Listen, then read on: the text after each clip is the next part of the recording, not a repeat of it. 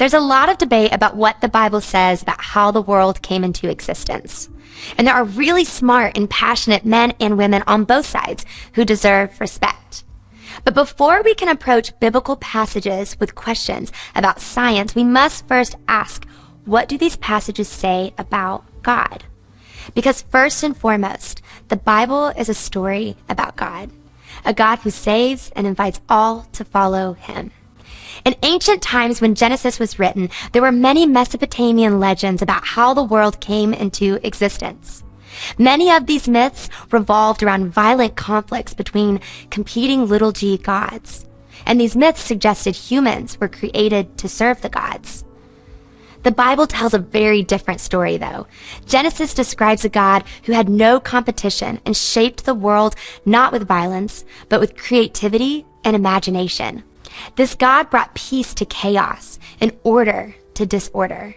And this all-powerful, imaginative God created men and women as the crown jewels of his new world, to be partners in naming the animals and caring for the earth.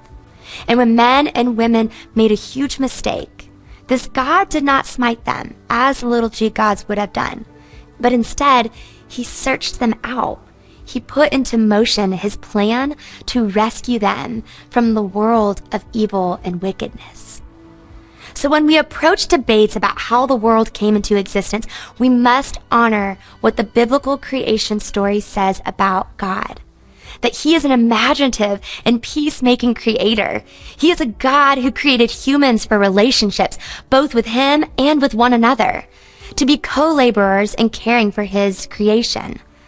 This doesn't mean we can't hold passionate interpretations of what the Bible says about science. I mean, far from it. But it does mean that if we are going to step into our identity as those made in the image of God, our conversations should mirror the God who led the world to peace and order instead of chaos and disorder.